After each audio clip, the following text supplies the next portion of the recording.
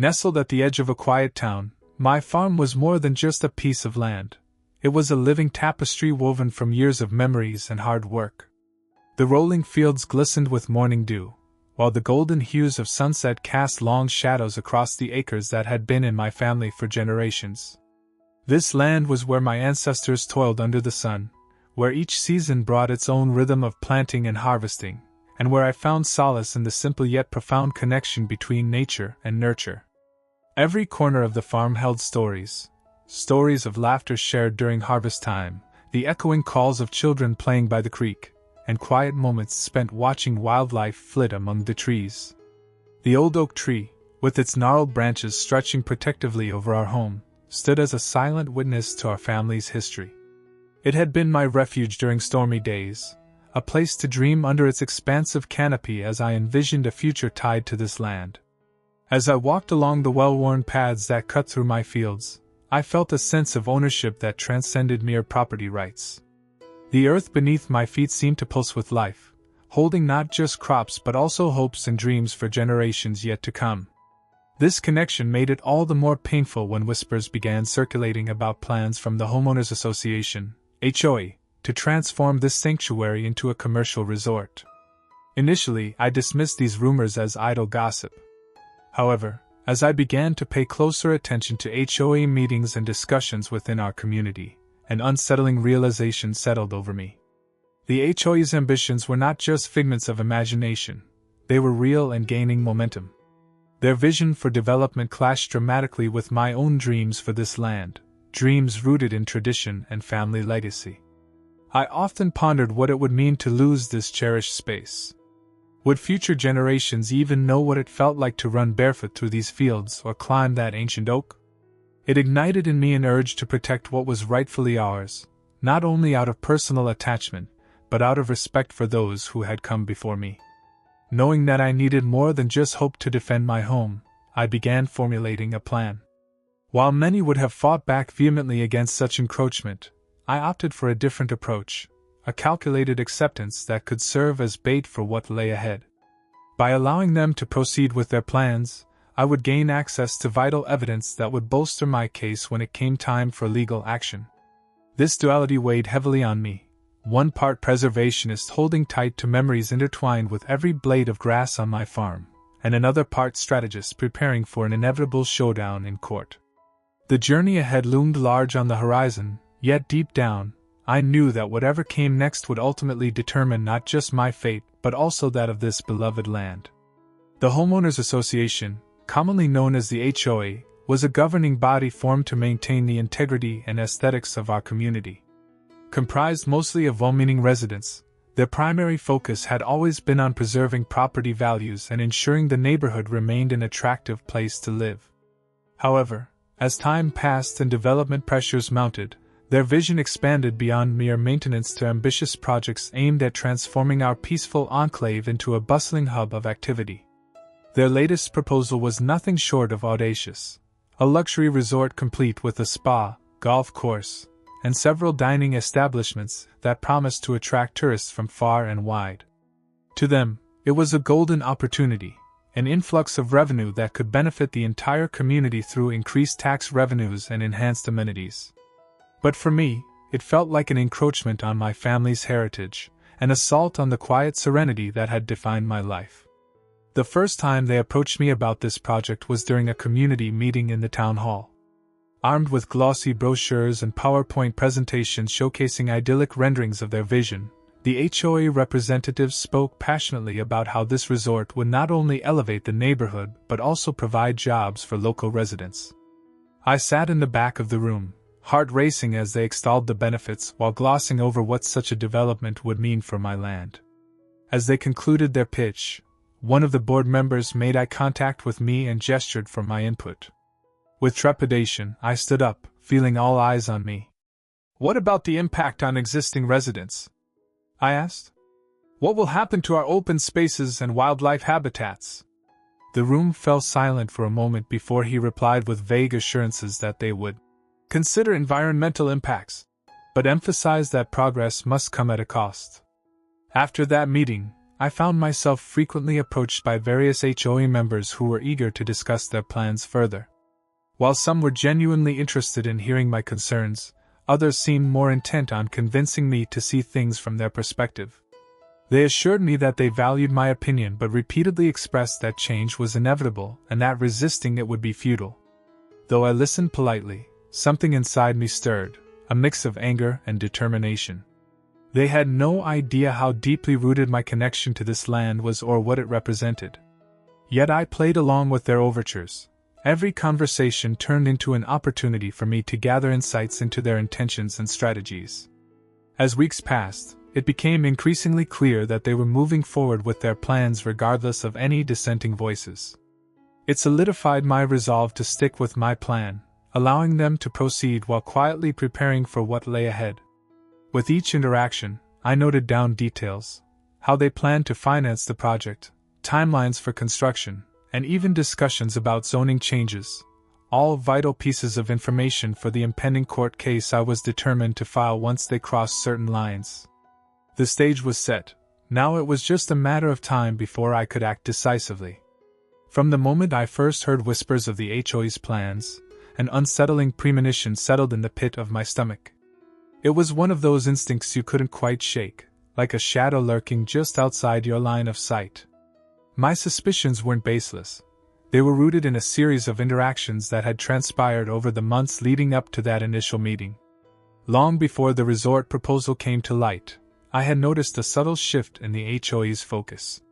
The once genteel discussions of community gatherings were increasingly peppered with grand ambitions for development. Neighbors who had lived in their homes longer than I had been alive began voicing concerns about the HOA's intentions, sharing cautionary tales about other local developments gone awry.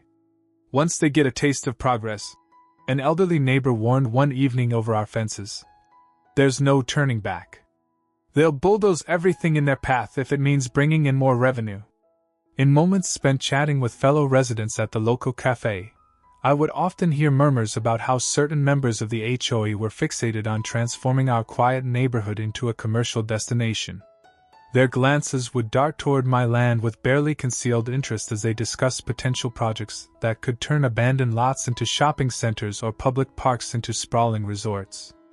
I began to feel like an unwilling participant in a game where the stakes were my very livelihood. Such conversations heightened my awareness and strengthened my resolve to be vigilant. One afternoon, while gardening, I overheard two HOA board members discussing zoning laws and property acquisition strategies as they strolled past my farm. They spoke casually, almost conspiratorially, as if unaware that their discussion was not meant for prying ears. It was during that overheard conversation that my fears crystallized. They saw my land as mere real estate ripe for exploitation rather than a cherished home. Beyond casual chats and overheard conversations, there were also subtle warnings from friends who expressed concern about the increasing audacity of the HOA's ambitions. Anecdotes circulated about residents who had lost their properties to aggressive buyouts or developers who made promises too good to be true, only to disappear once construction began. This history weighed heavily on my mind and fueled my suspicions that my land could soon fall prey to similar tactics. I knew I had to prepare myself for what lay ahead. With each passing day, it became more apparent that what once felt like an idyllic life was teetering on the brink of change, pushed by forces that failed to appreciate the sanctity of our environment and heritage. The more I engaged with HOA representatives under the guise of open dialogue, the clearer it became. They were relentless in their pursuit of progress, blind to the deep-rooted significance this land held for me and generations before me. In preparation for an eventual confrontation, I consistently gathered intel on their plans, documenting everything from vague proposals to ambitious timelines, and solidifying my strategy for legal recourse as these premonitions became increasingly ominous realities.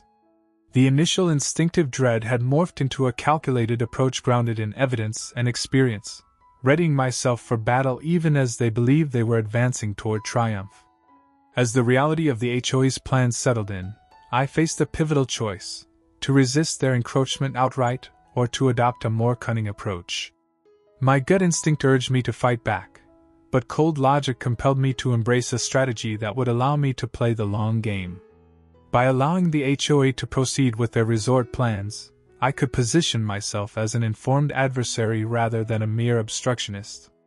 This decision was not born out of capitulation. Rather, it was an acknowledgement that understanding their methods would ultimately strengthen my case. The strategy was multifaceted.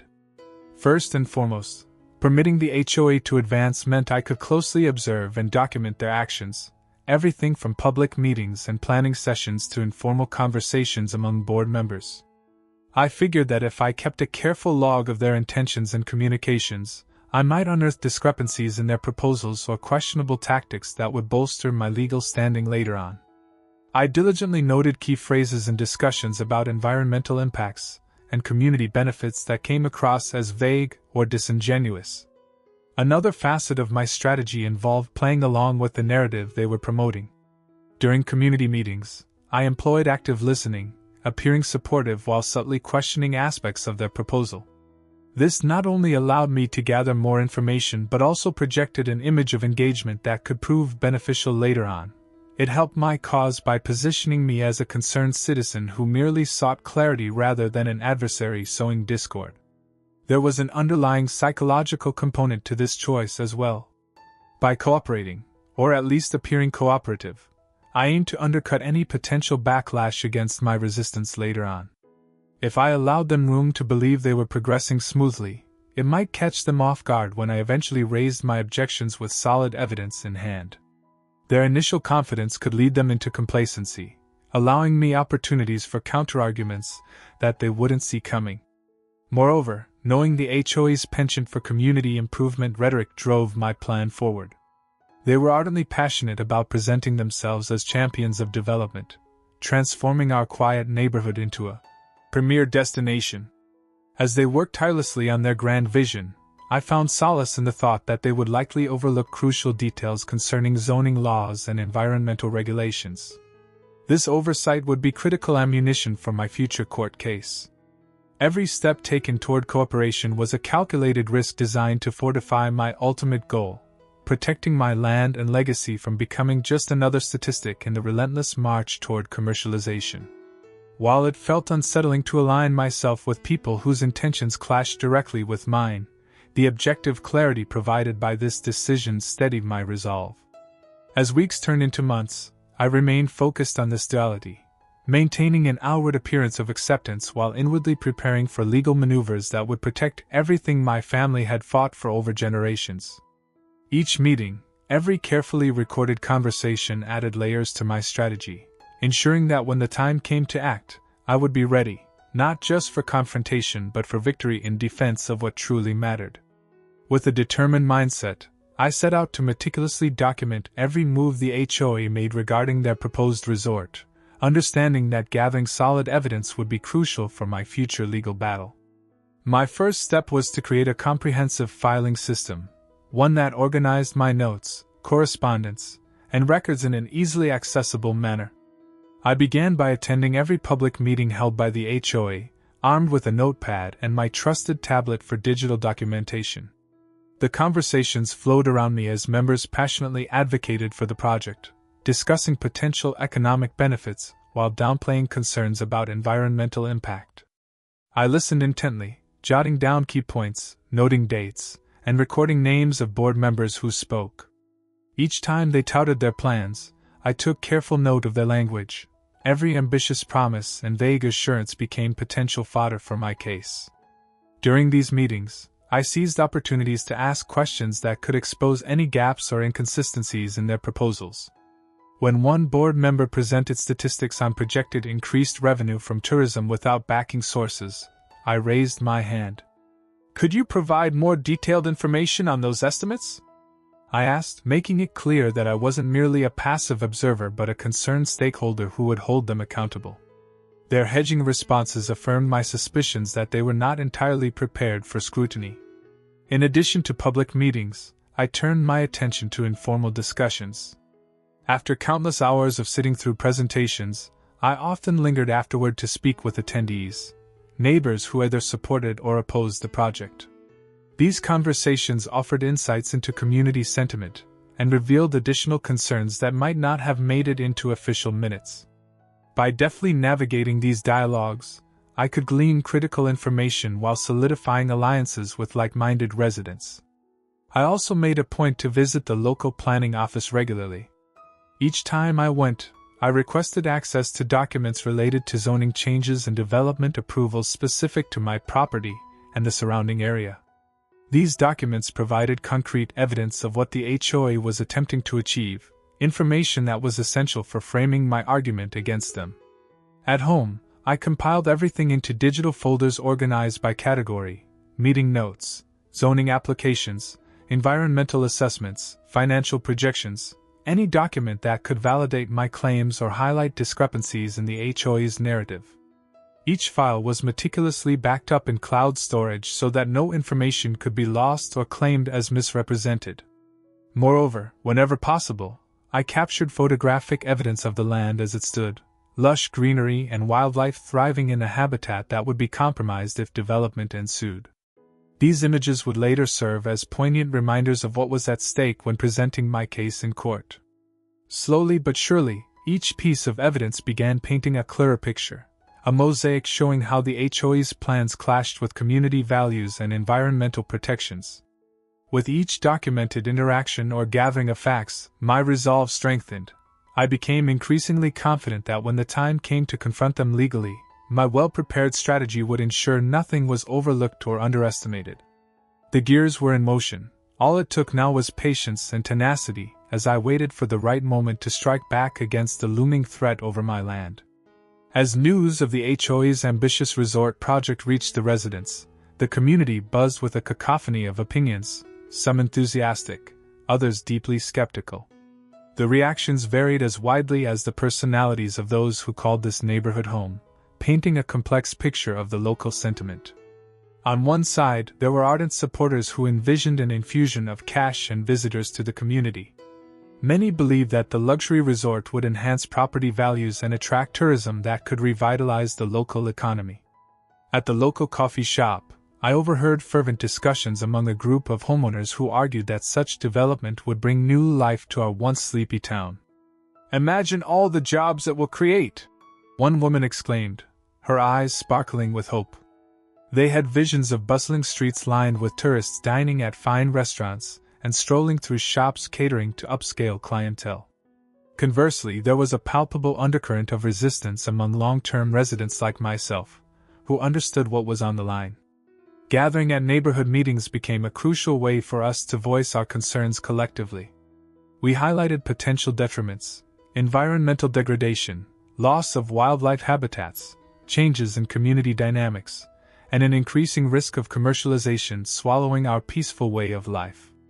"What good is progress if we devastate what makes this place special?" one eloquent neighbor warned during what turned into a spirited debate that evening. Despite sharing similar fears, opinions among dissenters were not uniform either. Some neighbors voiced doubts about how much control we could realistically exercise over the HOA and its initiatives, while others felt it an imperative to mount a strong stand from the outset, a point reflected in fervent discussions held behind closed doors or during barbecue gatherings in backyards. An unexpected axis emerged when a few nearby landowners also found themselves affected by proposed zoning changes related to the project. Conversations shifted into discussions about potential alliances. The idea that we could band together against this encroachment sparked more than just private discussions.